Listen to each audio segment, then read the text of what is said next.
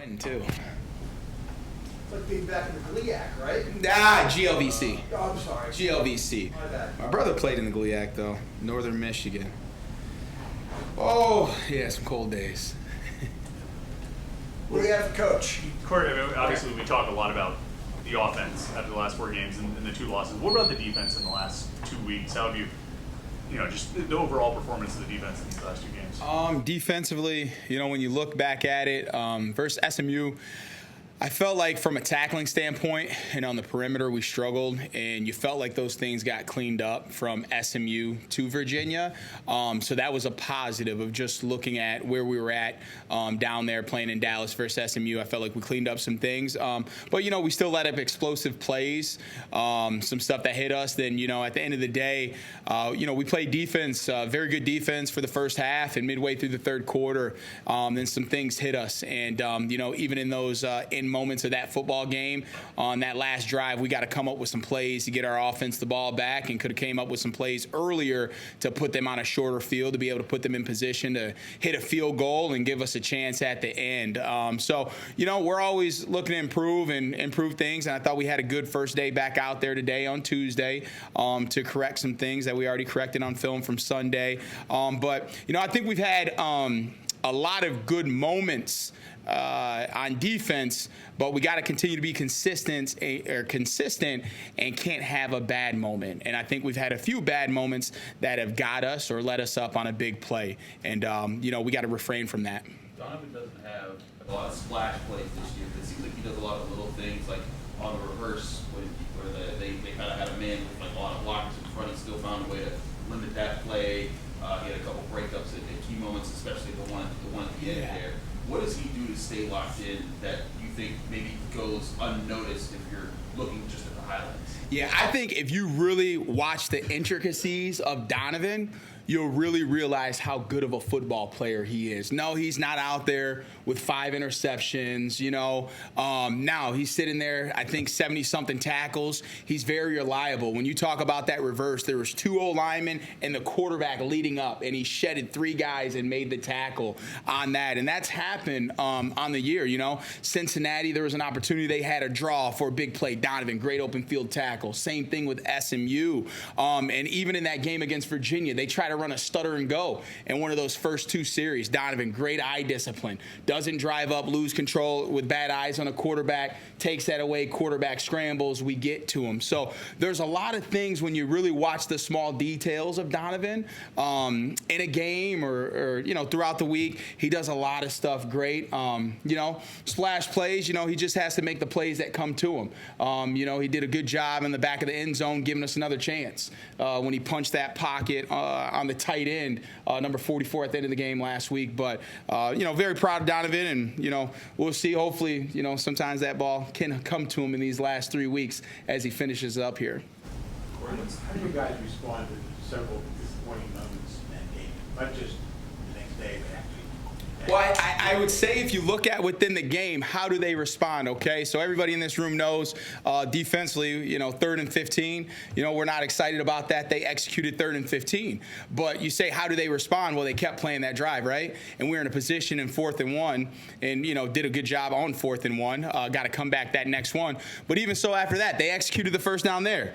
And we still continue to fight. So how do they respond? They respond as fighters, and they continue to play. They don't duck their heads. They don't feel sorry for themselves. They just, poke their chest out and they continue to battle and continue to fight. So that's how I would say they respond when things don't go right, because even down, we still played to the end when things didn't go right 2 weeks ago for us against SMU. And I would say even as we get into here on Sunday, guys were very quiet, hurt from the weekend, but they came out and they practiced hard today. They didn't feel sorry for themselves. We've lost 2 in a row. It's cold outside. No, none of that stuff matters. The only thing that we can control is how we go out there and work, and that's what they did today. So I like how they respond. We do. How do you prepare for a challenge with a team that spreads the ball around so much? How do you try to stay disciplined and know they have so many different targets they go after? Yeah, it's good. I mean, you look, a lot of I know last week you look at Virginia, they had Malachi Fields, and you're like, oh, you got to focus on him, which, we executed that. But at the end of the day, this is Power 5, Power 4 football. There's good players at all positions every single week. So you have to be locked into your position every single week and who you're going against and win that one-on-one. So they do a good job of spreading it around. They have some good young receivers that have made some good plays this year. They have the Antonio, Williams playing on the outside. They move him around a lot. They have the other slot receiver, Stiletto. I mean, they have some good weapons, and they do spread it around. But at the end of the day, football, you have to win your one-on-one, okay? And we're still going to continue to do what we do and, have to excel at our one-on-ones to be successful for the big picture regardless. His team doesn't necessarily control time of possession a whole lot. How is the defense responding to being on the field for a lot of minutes during that? Oh, shoot, you're on the field. That means opportunities for you, right? Like at the end of the day, you're on that football field that gives you opportunities to make a play. And I think every kid, they come here and they want to be a part of this program so they can make football plays. So that's what it is at the end of the day. You're out there, you look at our defensive guys, they're on special teams, they're on that field, and that just gives them more opportunities to make plays. So anytime you're out there on defense, that gives you a chance. You had referenced that 3rd and 15 play, and I was curious about that because you guys bring pressure, almost gets there. It seems like maybe Kyle even hit the guy's hand a little bit as he made the throw. Was, the completed pass there, was that just sort of the risk inherent in bringing pressure in that situation, or was there a breakdown in the coverage? It's a game of inches, like you say, right there, small thing. We almost get, a deflection on the ball there, and just, my self-coaching, some of the details within the play got to be better. So they did a good job of executing on the blitz. There's no breakdown in coverage. There's no coverage bust or anything like that if that's what we're looking for. But we just have to do a better job, and myself has to do a better job of coaching up those details within that play. So now we're in the proper spot of how that thing played out to be able to have color in that area to maybe deter some things. But at the end of the day, that kid stepped up and made a good play in that situation. He did a good job from his end, too. You have any good anecdotes on Donovan being a leader, not just this past week, but all season?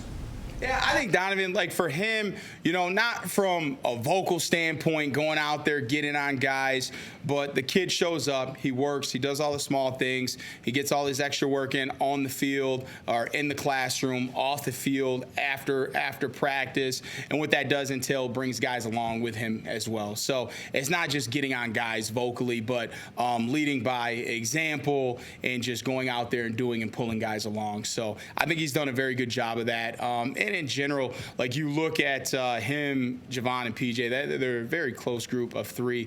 And just in general, defensively, other older guys, too. When it comes to the extra work and just being coachable and that stuff, this older group that we have has done a very good job. How has Javon improved this season as a starter?